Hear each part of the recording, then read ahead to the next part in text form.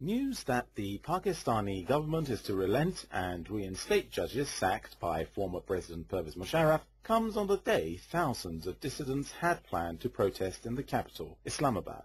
The announcement by Prime Minister Yusuf Raza Gilani prompted the opposition to call off the rally and urge its supporters to celebrate with dignity.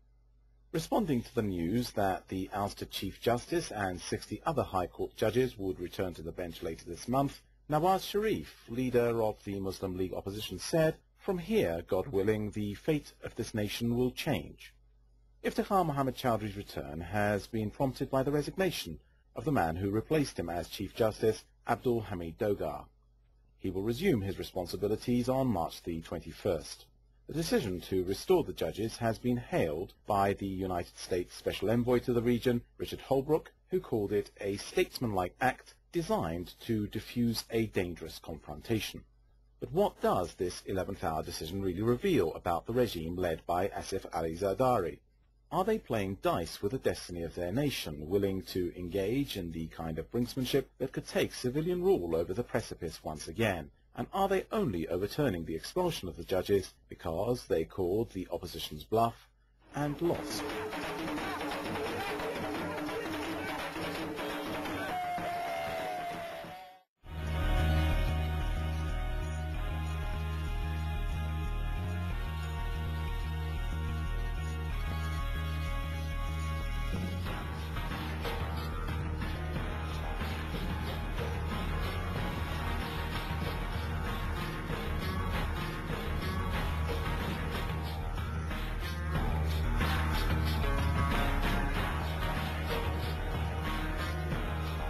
Hello and welcome to Four Corners, a closer look at one of the stories shaping your world. I'm Shahid Mosabat at Press TV Centre in Tehran, and I'm joined on the programme by Dr. Shahid Qureshi, political analyst in London, and Ahmad Qureshi, head of the Project Pakistan think tank, who joins me in Islamabad. And it's with him that I'd like to begin. Ahmad Qureshi, it was a long time coming, some 16 months. If the PPP meant to do this all along, as they say, what prevented them doing so earlier?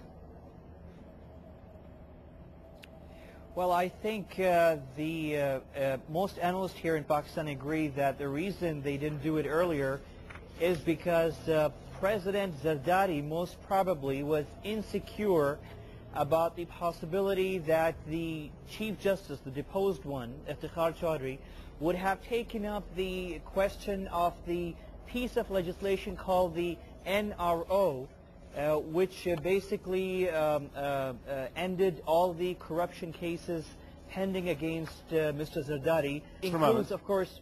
Hold your thoughts for a moment, Ahmad. Let me go to Dr. Shahid Qureshi, who is in London. I will say your first names on each occasion just to allay any confusion, gentlemen. Obviously both called Qureshi. Dr. Qureshi, so far as this delay was concerned, so far as the procrastination, prevarication on the part of the government for this period of time is concerned, it would suggest that now that they're prepared to do it, some sort of deal must have been struck behind the scenes. Do you think that Chief Justice Chowdhury has struck a deal with the government? Well, I don't think there is any deal on behalf of the Chief Justice. I think it was Mr. Zardari who was has lost a moral authority by delaying this restoration, which was promised by his wife, late Benazir Bhutto. And he brought the country to a sort of a standstill by reaching. I think he's been pushed to the nation, and I think the country has lost billions of dollars in terms of trade and economic, and the country is brought to standstill. So that could have done. I think Mr. Zardari has pushed the country to the limit, and I think Mr. Zardari has lost the moral authority to rule this state.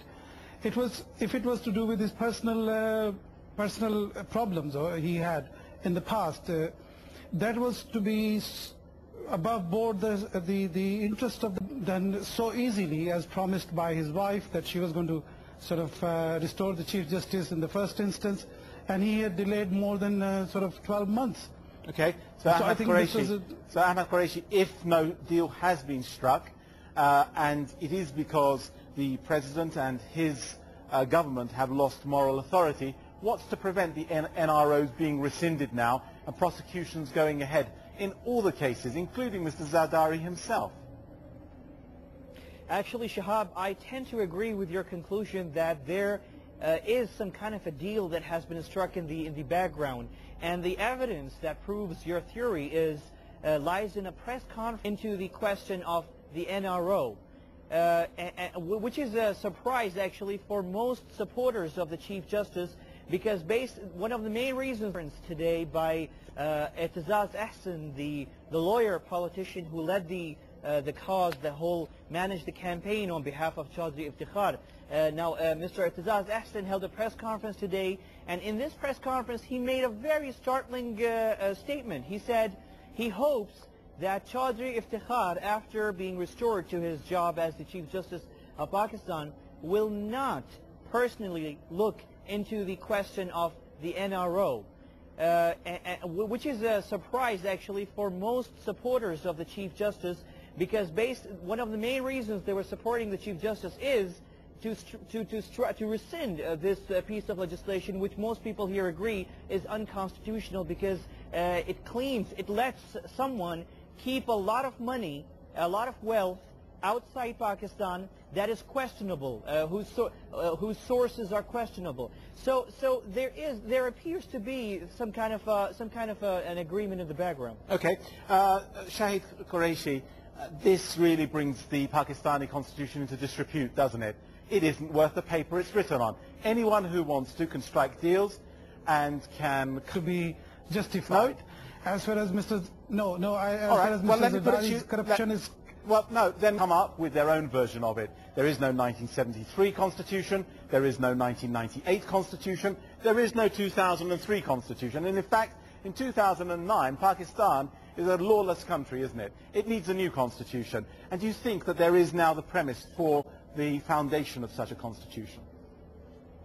Well, I don't agree the country needs a new constitution just because one person's corruption needs to... Dr. Qureshi, Shahid Qureshi, tell me this. Why is it that 58(2)(b) is still on the statute book? Why is it that the 17th Amendment to the Constitution is still there?